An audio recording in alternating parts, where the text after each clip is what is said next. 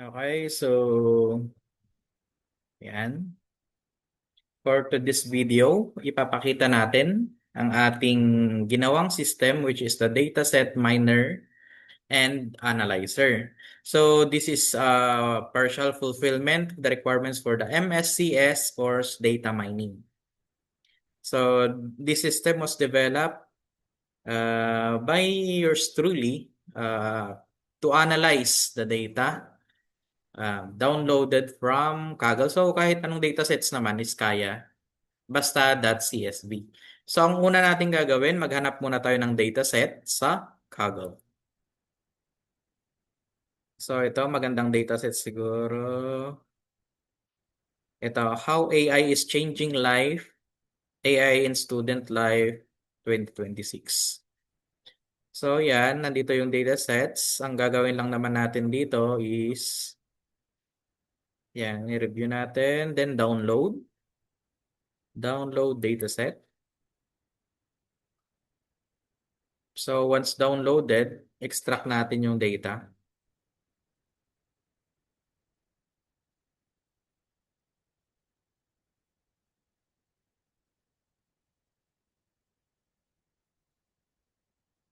Actually, may mga dataset samples na ako dito. So, AI impact life sa student. Then, balik po tayo dun sa app.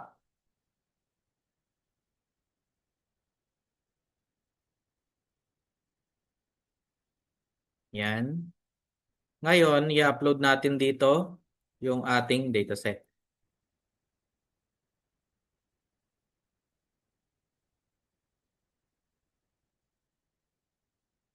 Yan.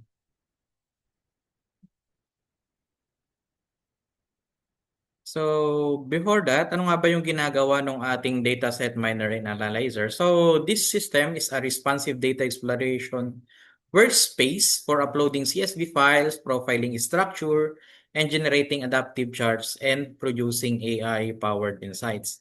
So, dito sa portion na to, dito natin i-upload yung ating dataset. Then, makikita natin dito yung result. So, try natin. So, yan, 100% uploaded.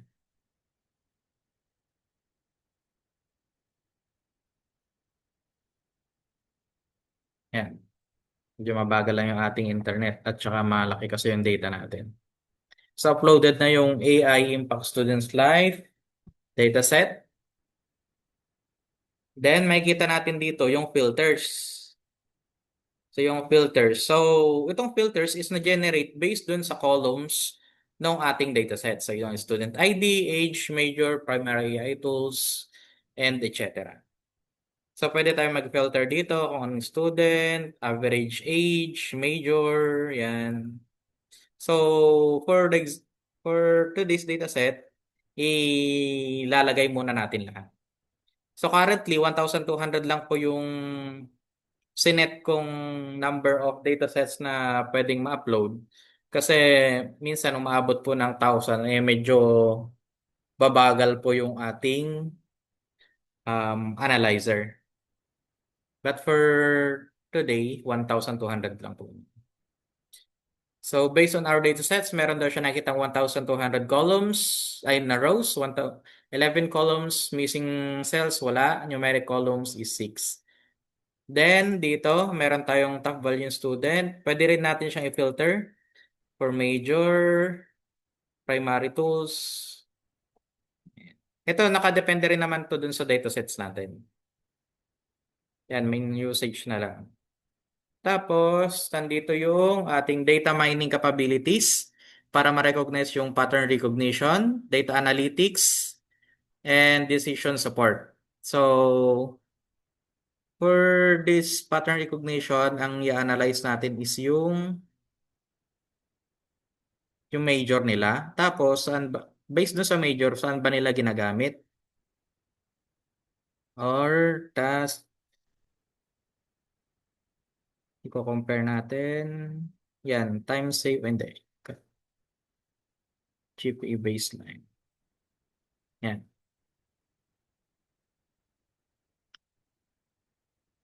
Yan, dito yun naman yung AI-powered data analyzer which is yun ang gagawin natin mamaya. And yung ating datasets nandito.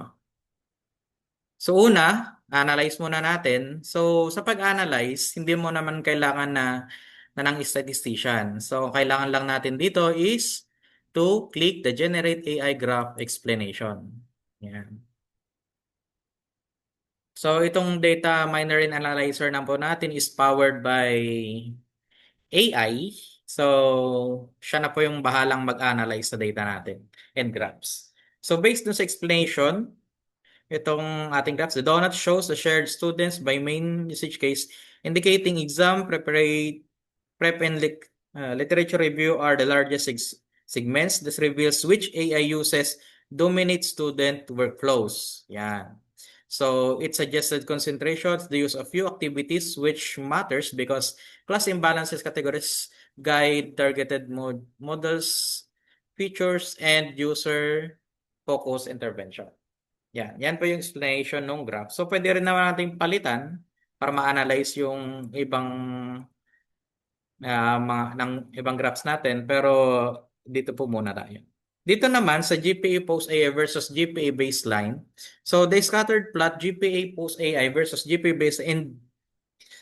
baseline and shows point clustering near the diagonal, indicating post AI GPAs closely track baseline GPAs with modest deviations. This pattern suggests limited but consistent changes after AI use.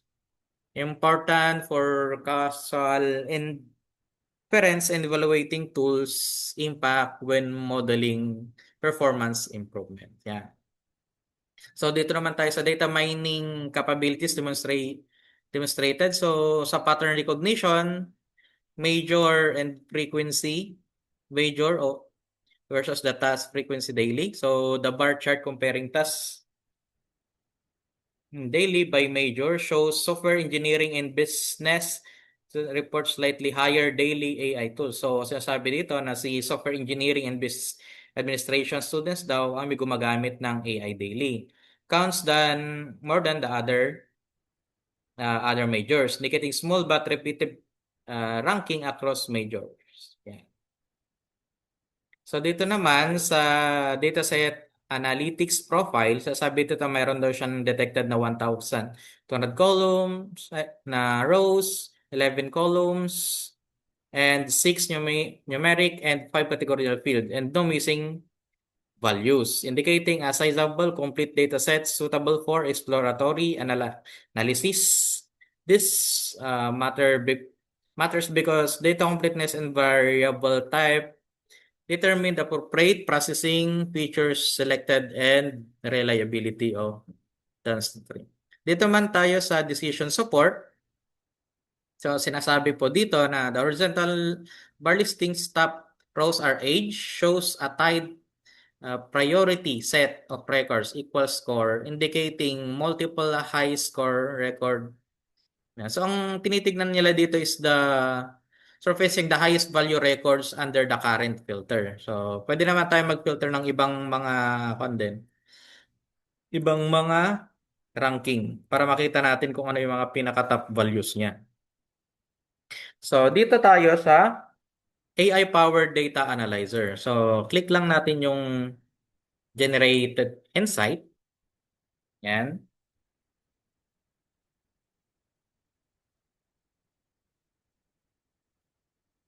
Yan. So, nandito yung mga data quality notes niya. Kung ito, as mentioned kanina. Ilan yung datasets, numeric fields with closable range, GPA field. Yan.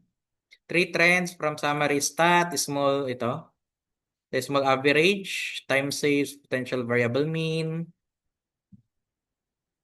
Actually, ito is AI generated insights. So, pwede tayong mag-base dito kung ano yung sinabi ni AI. So, sa data mining capabilities naman, as mentioned na kanina dun sa taas, graphically, ito rin naman yung content niya. Then, the data set. So, sample pa tayo siguro ng isa. Pero, Hindi na natin kailangan masyadong explain. As mentioned naman, dito naman sa data analyzer natin is kompleto naman siya. So ito, teen mental health datasets. Yan, upload natin. Okay. So ito yung filters, gender, platform usage yan.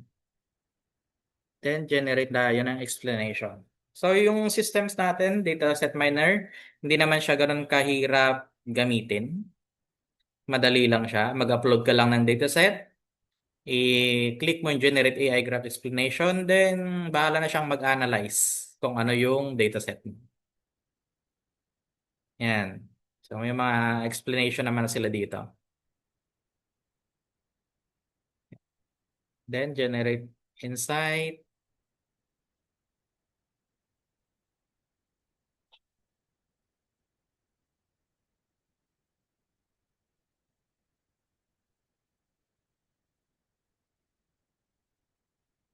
Yan. So nandun din yung data quality notes, three trends, and three recommended and next analysis.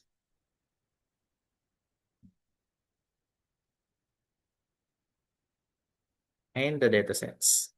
So ito po yung aking system, the dataset miner and analyzer, and hopefully ay na-meet yung aming requirements on the subject, data mining. Thank you.